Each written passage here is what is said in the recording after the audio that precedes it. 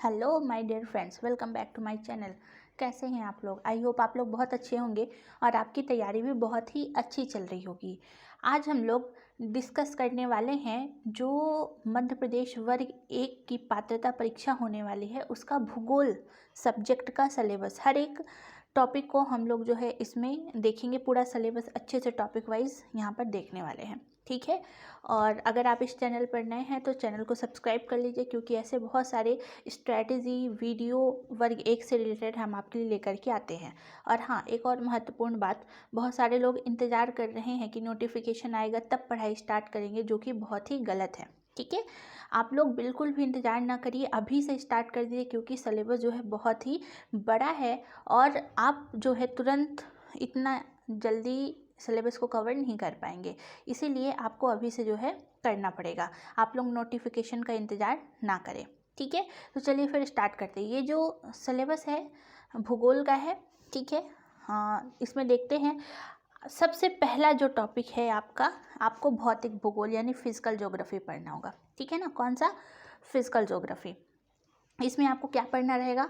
उसका अर्थ, प्रकृति एवं अध्ययन क्षेत्र, महत्व, पृथ्वी की उत्पत्ति पूरा, उसका विकास और उससे संबंधित जितनी थ्योरीज हैं, चाहे बिग बैंग थ्योरी हो, प्लेट टेक्टोनिक थ्योरी हो, जितनी भी थ्योरीज है वो सारी थ्योरीज आपको यहाँ पे पढ़ना पड़ेगा।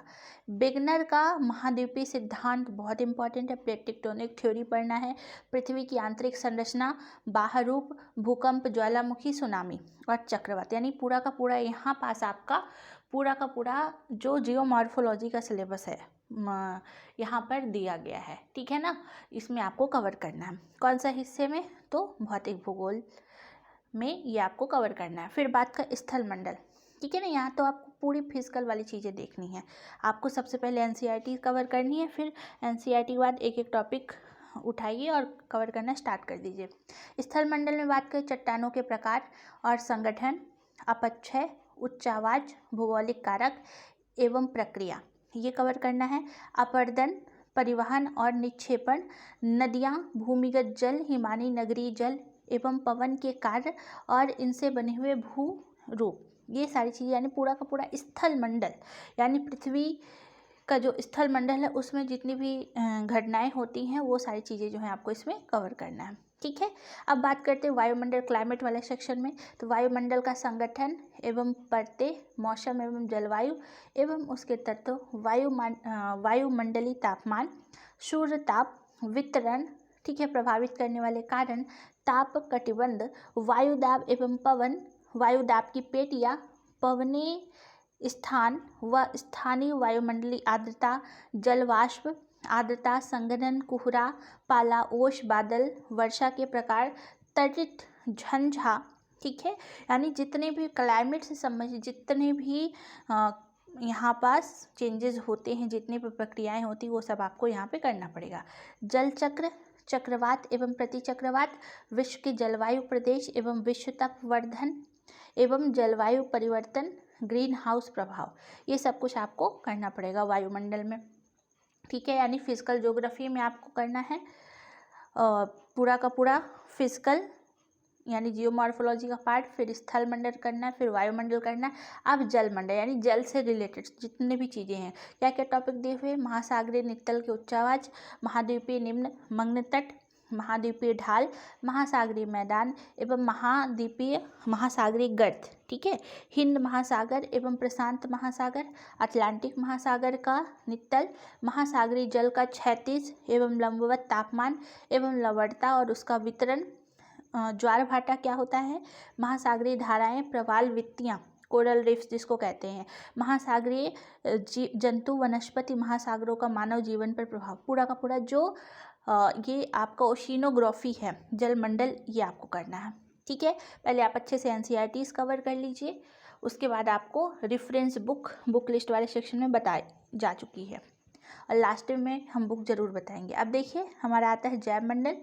जैव मंडल में आपको पारिस्थितिकी एवं पारिस्थितिकी तंत्र, मानव उसका पर्यावरण संबंध, प्रभाव, संरक्षण, पारिस्थितिकी तंत्र का अर्थ, ऊर्जा प्रभाव, मानवीय क्रियाकलाप पर पारिस्थितिकी तंत्र का प्रभाव, प्रदूषण क्या है, ओजोन छिद्र, वन अवरोपण, नगरीकरण, औद्योगिकरण, संरक्षण, चिपको आंदोलन, साइलेंट वैली जो केरला में है, ठीक है। फिर सीएनजी, जल संरक्षण के प्रयास आदि। ये आपको पूरा का पूरा जैव मंडल, ये आपका पूरा फर्स्ट पार्ट है, यानी यूनिट 1 है, यानी ये पूरा का पूरा यूनिट 1 है। फिजिकल ज्योग्राफी, फिजिकल ज्योग्राफी में आपको स्थल मंडल, वायुमंडल, जल मंडल, जैव मंडल, ये सारी चीज़ें आपको करना है। फिर सेकंड आता है इकोनॉमिकल ज्योग्राफी, जिसको हम कहते हैं क्या, आर्थिक भूगोल, ठीक है। इसमें आर्थिक भूगोल की परिभाषा, उसका क्षेत्र, विषय वस्तु, विश्व के संदर्भ में यानी वर्ल्ड ज्योग्राफी भी इसमें शामिल है। वर्ल्ड में भी गेहूँ, चावल, गन्ना, चाय, कहवा यानी कॉफ़ी, कपास, जूट, ऊन, रबड़, मत्स्य उत्पादन का विश्व वितरण, अर्थव्यवस्था का भूमंडलीकरण, ये आपको भारत का भी पढ़ना है, साथ ही साथ विश्व का भी पढ़ना है। कृषि पूरा का पूरा। खनिज की बात करें, खनिज के उत्खनन को प्रभावित करने वाले कारक, ठीक है। उसके बाद लौह अयस्क, manganese, tungsten, chromite, tin, zinc, तांबा, बॉक्साइट का विश्व उत्पादन, वितरण एवं संचित भंडार, ये पूरा का पूरा आपको खनिज का कवर करना है। ईंधन तथा शक्ति के संसाधन, कोयला, पेट्रोल, प्राकृतिक गैस, ठीक है। जल विद्युत तथा गैर परंपरागत सोर्स, ये आपको ईंधन वाला पार्ट में करना, ईंधन और शक्ति में, ठीक है। फिर विनिर्माण उद्योग, लोहा इस्पात उद्योग, फिर आपका सूती वस्त्र उद्योग, पेट्रो रसायन उद्योग, उर्वरक उद्योग, उत्पादन, वितरण, स्थानीयकरण को प्रभावित करने वाले कारक, विश्व व्यापार, ये आपको पूरा यानी ये जो पूरा का पूरा इसमें इकोनॉमिकल ज्योग्राफी है, आर्थिक भूगोल है, यूनिट 2 में ये सारी चीज़ें आपको कवर करनी है। इसका पीडीएफ आपको टेलीग्राम चैनल पर मिल जाएगा, ठीक है।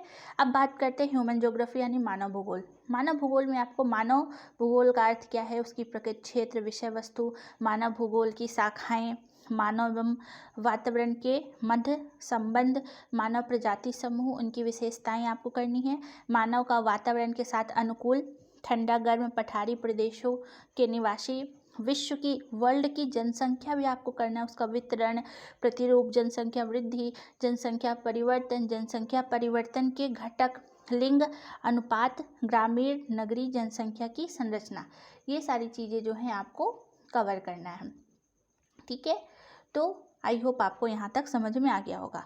अब आगे बात करें, मानव विकास अवधारणा, अंतर्राष्ट्रीय तुलना, मानव विकास के प्रमुख संकेतक और अधिवास, ग्रामीण और नगरीय अधिवास, ये पूरा का पूरा आपको बहुत ही ज़्यादा मानव भूगोल, ये जो चैप्टर है काफ़ी लेंदी है।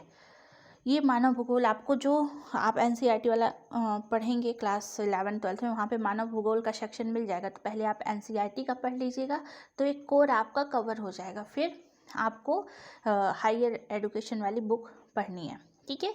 फिर भारत का भूगोल की बात करें तो इसी का पार्ट है भारत का भूगोल।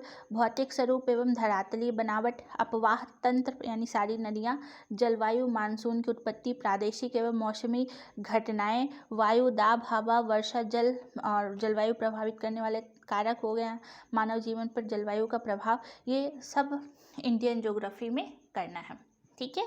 अब बात करते हैं प्राकृतिक संसाधन, ठीक है। प्राकृतिक संसाधन जो है इसमें आपको क्या क्या करना रहेगा, मिट्टी, मिट्टी के प्रकार, उसका अर्थ, ठीक है।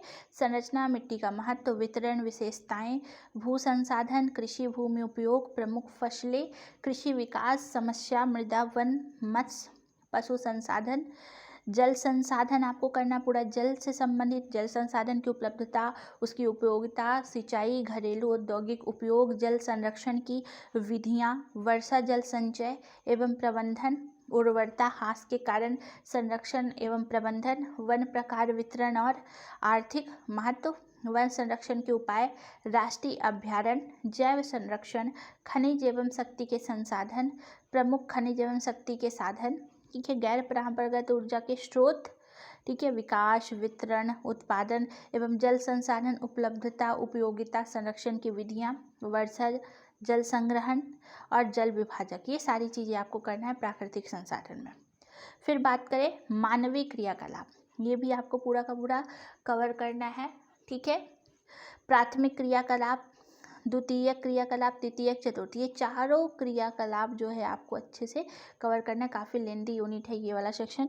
प्रथम में अवधारणा, संग्रहण, पशुपालन, खनन, कृषि, कृषि के प्रकार। दूसरे में आ जाएगा अवधारणा, उसका वर्गीकरण, विनिर्माण, कृषि। तीसरे में अवधारणा, व्यापार, यातायात, संचार, सेवाएं, शिक्षा, स्वास्थ्य। और चौथा अवधारणा, विशिष्ट ज्ञान पर आधारित उद्योग, सूक्ष्म इलेक्ट्रॉनिक क्रियाकलाप, उपग्रह। ये सब आपको करने हैं। फिर बात करें औद्योगिक विकास। औद्योगिक विकास अगला जो चैप्टर रहेगा, उद्योग के प्रकार, कुटीर एवं बृहद उद्योग, लौह इस्पात, सूती वस्त्र एवं शक्कर उद्योग का स्थानीयकरण तथा वितरण, औद्योगिक समस्या एवं समाधान, जनसंख्या वितरण, घनत्व वृद्धि एवं नियंत्रण के उपाय, जनसंख्या संरचना, क्षेत्रीय विभिन्नता, ग्रामीण व नगरीय बस्तियाँ। ये आपको पूरा का पूरा करना है, जनसंख्या भूगोल। ठीक है। कृषि, फसलें, भारतीय कृषि का प्रादेशिकरण। फिर आपको मध्य प्रदेश का भूगोल करना है। ठीक है। उसका भौतिक स्वरूप कैसा है, वहाँ की जलवायु, वहाँ का अपवाह तंत्र, वर्षा का वितरण, वन, कृषि, खनिज, शक्ति के संसाधन, जनसंख्या एवं जनजाति समुदाय। ये आपको कवर करना है। फिर प्राकृतिक आपदा एवं विपत्तियाँ। ठीक है। आपदा यानी जो डिजास्टर आता है उसको। तो आपदा के कारण, परिणाम, प्रबंधन, आपदा के प्रकार, मानवकृत आपदा, प्राकृतिक आपदा, बाढ़, सूखा, भूकंप, सुनामी, चक्रवात, लैंडस्लाइड, ये सब आपको करना। फिर परिवहन। ठीक है ना। विश्व के संदर्भ में भी आपको करना रहेगा और इंडिया के संदर्भ में भी करना रहेगा। जल, स्थल, वायु परिवहन, तेल गैस पाइप लाइन, संचार साधन और अंतर्राष्ट्रीय व्यापार। ठीक है। फिर आपका आखिरी यूनिट रहेगा क्या, प्रायोगिक भूगोल। प्रायोगिक भूगोल में आपको, इसको प्रायोगिक भूगोल बोल सकते हैं या फिर आप व्यवहारिक भूगोल भी बोल सकते हैं। मानचित्र कला, मापन के प्रकार, प्रदर्शन की विधियाँ, रूढ़ चिन्ह व रंगों का मानचित्र में उपयोग क्या है, उच्चावाच का प्रदर्शन, मानचित्र तकनीक व विभिन्न मानचित्रों का पठन व अंकन, मौसम मानचित्र, स्थलाकृतिक मानचित्र, मानवीय प्रक्षेपण, शंक्वाकार, ध्रुवीय, समदूरी प्रक्षेप, मार्केटर प्रक्षेप, सर्वेक्षण में प्रकार, महत्व, उपकरण सर्वेक्षण विधियाँ, एरियल फोटो, सैटेलाइट इमेज, भौतिक व सांस्कृतिक आकृतियों की आकाशीय छायाचित्र एवं उपग्रहीय आकृतियों से व्याख्या। ठीक है। आधारभूत सांख्यिकी विधियाँ, माध्यमिका, बहुलक, भौगोलिक विश्लेषण और उसका उपयोग करना है, समोच्च रेखाएं। ये पूरा आपको प्रायोगिक भूगोल में करना है। ठीक है। ये पूरा आपका अप्रॉक्स आप देखिए इतने सारे यूनिट्स में बांटा गया है। काफ़ी लेंदी जो है सिलेबस दिया हुआ है। ठीक है। अब देखिए फिजिकल ज्योग्राफी, ठीक है, एक यूनिट। फिर आपका आर्थिक ज्योग्राफी दूसरा यूनिट। फिर मानव भूगोल जो है आपका ये आपका तीसरा यूनिट हो जाएगा। उसके बाद आपका चौथा यूनिट जो है ये लास्ट वाला, मतलब ये आपका हो गया मानव भूगोल के बाद ये मानवीय क्रियाकलाप, ये लास्ट वाला हो जाएगा आपका प्रौद्योगिकी भूगोल। ठीक है ना। इतने यूनिट्स में जो है बांटा गया है। एक चौथा यूनिट प्राकृतिक संसाधन को मान सकते हैं या भारत का भूगोल, इसको अलग से मान सकते हैं। चौथा यूनिट जो है आपका भारत का भूगोल। ठीक है ना। उसके बाद यहाँ पे आपका हो जाएगा आखिरी यूनिट प्रायोगिक भूगोल, जिसको हम कहते हैं क्या, व्यवहारिक भूगोल।